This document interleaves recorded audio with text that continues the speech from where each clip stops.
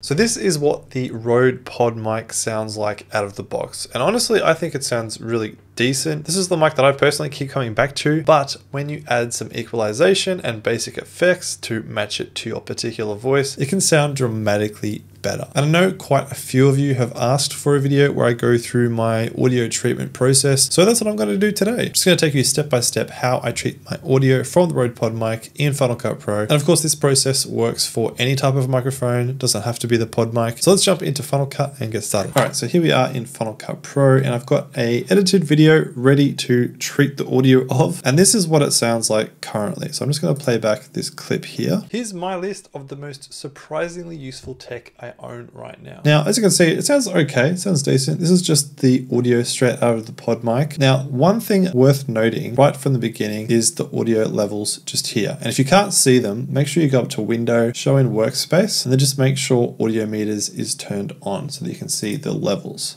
Now, if I play this back again, here's my list of the most, we can see that the levels are sitting around -20 to -12, which is too quiet, honestly. We basically want our levels to be up near 0, which is called unity. That's kind of where we're going. And the way I get there is basically through 3 different stages, and these essentially are just 3 different effects. Now, audio effects can get pretty complicated pretty quickly and pretty confusing, so I'm just going to explain them as simply as possible so that you know how to use them. So the first thing, obviously, is to open our effects panel, and then I'm just going to search under all video and audio compressor. Now this is the first effect that I use. You can see it's right here under Logic, and I'm just going to drag and drop that onto my clip that I'm wanting to EQ. Now what we're going to do is go up to our inspector window, make sure it's on the audio tab, and then we can see we've applied this compressor effect here. Now we want to see more information and tweak some settings. So just click on the little settings icon here, and this little window is going to pop up. Now this already looks pretty complicated, as you can see, but don't stress. I'm going to make it really simple. There's basically 2 settings here that you want to pay attention to. You've got your threshold, then your ratio. So basically think of the threshold as the starting point for where the volume currently is set to. So as we saw, our volume is currently sitting around -20 to -12. This is currently set to -20, which is great because that's where our volume is. So basically think of it as anything below -20. So any audio down in this like -40 range isn't going to be affected by the compressor. It's only anything above -20. So basically just play back your audio, take note of roughly where the audio is sitting in terms of volume, and then just put it a little bit below that for your threshold, and you should be good. Next, we've got the ratio. This is where it gets a little bit more complicated, but bear with me. So we can see down here that we've got these peaks and troughs in our waveforms. So obviously the peaks is where the audio is louder, and then the troughs is where there's silence or I speak more quietly. And what the compressor is trying to do is compress those peaks and troughs so they're not so distinct. So that everything is just a lot more smooth and even rather than like up and down and really big. You've probably noticed sometimes when you're watching TV or a movie that you'll have dialogue that you can barely hear. You turn the volume right up, and then all of a sudden there's an action scene or there's music and it just blasts so loud. You have to turn it down immediately. That can be the result of no compression. So if there is compression, we can have the volume set to a single level, and it doesn't matter if there's dialogue, if there's whispering, or if there's huge explosions and lots of music. It's all going to be roughly uniform, so you don't have to constantly adjust the volume. That's what we're trying to achieve with a compressor. So what the ratio is doing is basically figuring out how much we want to squash those waves. Now, generally, what I would go for to be pretty safe is about 2.5, 2.5. So you can kind of think about it for all of the troughs, it's going to lift them up by about 2.5 times. And then for all of the peaks, it's going to squash them by about 2.5 times. So that they're just all a lot closer together. And that is it. Compressor is added. We're done with that. You can leave that as is. Now, congratulations. The most complicated part is out of the way. So don't stress. This is going to get even easier. Let's just quickly play this back to see how it sounds now. Here's my list of the most surprisingly useful tech I own right now. Now you can see here with our audio meters, there's not such a dramatic difference. Before we were getting like -25 all the way up to like, almost -10. Whereas now, here's my list of the most surprisingly useful.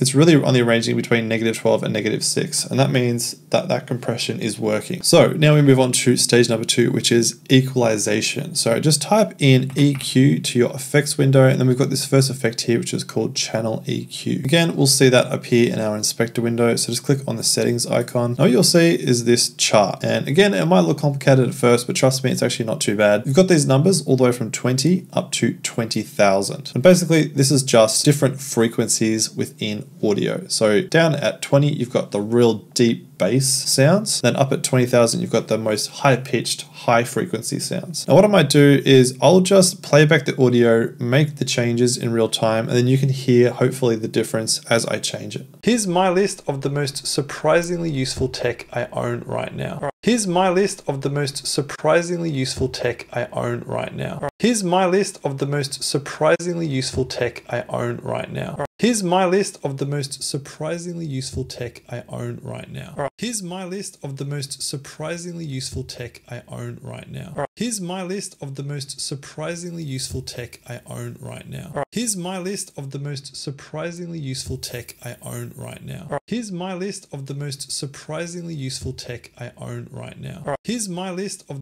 Alright, could you hear the difference? Especially, you might have noticed when I moved this middle section, it made a dramatic difference to the quality of the audio. So let me just backtrack and explain what I did. So the first thing I did was I added a low cut. So if we go down to EQ tools, hit low cut 60 Hertz, basically anything below the 60 mark, it's going to cut that right down. And the reason I do this is just sometimes with certain mics, the PodMic is pretty good, but with certain mics, you get a bit of a low rumbling sound that can be kind of distracting, especially if you're playing back a video with really heavy bass speakers. It can be really distracting. So just cutting out any of that super low bassy audio is really good for voice in general, especially for male vocals. The next thing I did was just I cut out a lot of the mid-tone area. So by dragging it down, I'm actually cutting away those middle frequencies quite a lot. If you push it up, it's going to boost those frequencies and make them more pronounced. What I want to do is cut out those middle frequencies. Generally speaking, I've found when it comes to EQing microphones, this is one of the things that will make the biggest difference. And you really do just have to play with it in real time and then move it around while you're listening to it to match it to your particular voice, because everyone's voice obviously is going to be different. And then the last thing you saw me do was to adjust the high frequencies. Now what you can do sometimes, depending on how your voice sounds, is you might want to boost it a little bit because it can give your voice a bit more clarity, can make it sound crisper, especially when you've got like the s sounds. However, I've found for me personally, because I do have quite crisp S's and S sounds, I like to cut it out a little bit just so it's not as harsh. It just makes my voice kind of sound a lot more well-rounded and softer in general, while also being really clear. And that is really all I do in terms of EQing. So it's pretty straightforward. And as you can see, if you do with the EQ, I own right now. Here's my list of the most surprisingly useful tech I own right now. Here's my list of the most surprisingly useful tech. You can kind of hear how without it, it kind of sounds a bit more tinny and almost like there's a bit of like radio sound somehow coming through. Again, EQ is one of those things you kind of have to learn and get a feel for over time, just with experimentation. So definitely give it a go and see how it sounds for your voice. And the more you practice with it, the better you'll get. Now, the last stage of our audio process, what you might have noticed when we added the EQ, the volume actually got lower. You can see down here, it's actually quieter than the rest of the audio, which is untreated. That's because we cut out frequencies. We didn't add or boost frequencies, we cut them out. So the volume naturally lowered. So to counteract this, we don't actually add volume. You can see up here, I actually don't touch that. The effect I'm going to add is a limiter.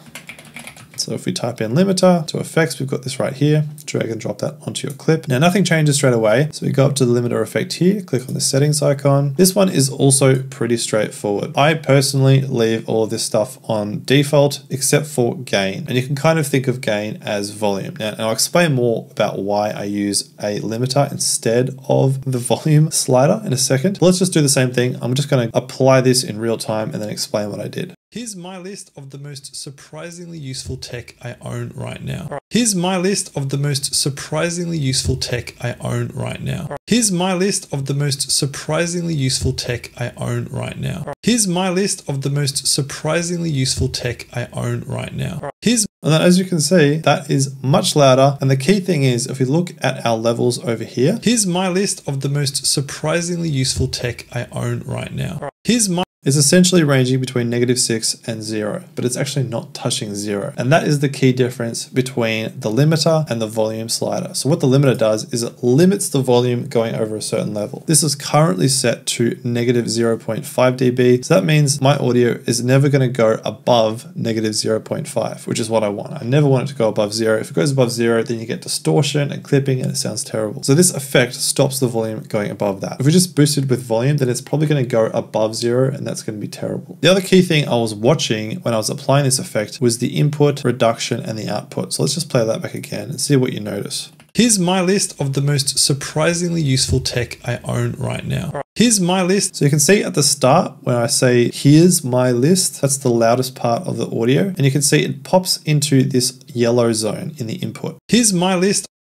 Here's my list. And then you can see this little bar pops out of the reduction zone. Here's my list of. So what's happening here is basically if I was just using the volume slider, at that point in my audio, this would be going above 0. It would be bouncing up to like 3 or 6. And that is definitely going to distort and sound bad. So what this is doing is showing me that point at which the limiter is starting to work. And that's essentially where I want my volume to be. I want it to be kind of pushing up and just bumping over that level where it needs to stop, because that's when I know that I've got the right overall volume. And that is essentially it. This clip is fully EQ'd. Now, you might think, oh man, do I have to go and do that for every single clip? 2 quick tips to save you hours and hours of time. First of all, you don't have to do that. Just go Command C on the clip that you've just EQ'd, and then select any of the other clips that you want to apply the effect to, and then go Shift Command V. Now this will bring up your paste attributes window. As you can see, it's got all the effects we just applied. Just hit paste. Just like that, all of these clips will have the same EQ applied. Now the other tip, which I highly recommend doing, is once you've EQ'd your audio and you're really happy with it, if you've got a consistent audio setup like me, you can save this as a preset. So all you have to do is select the clip with the audio effects applied, go to File, and then go Save Audio Effects Preset. Just give it a name, select the effects you want included in that preset. And then for me, I've saved the effect as Rode PodMic for this particular mic. So I just type in my effects, Rode PodMic. There it is. Just drag that and drop that. And then this clip is pretty much good to go. And I can use that for every project in the future. If you do want this Rode PodMic effect, I'll leave a link in the description where you can get it for free. Obviously, you'll have to adjust it to your own voice because it's EQ'd for mine in particular, but it could be a good starting point if you're just getting started and just want to get a bit of an idea of how it might work with your audio. All of these effects are included with Final Cut Pro, so you don't need to download any extra plugins or anything like that. So this effect will work right out of the box. So there you go. I hope that helps give you an idea of how you can EQ your own mic. Again, if you do want my preset as a starting point to EQ your own, you can download that for free using the link in the description. Otherwise, if you're interested in learning more about the Rode PodMic, I've got an entire review video right here where I discuss it more in depth.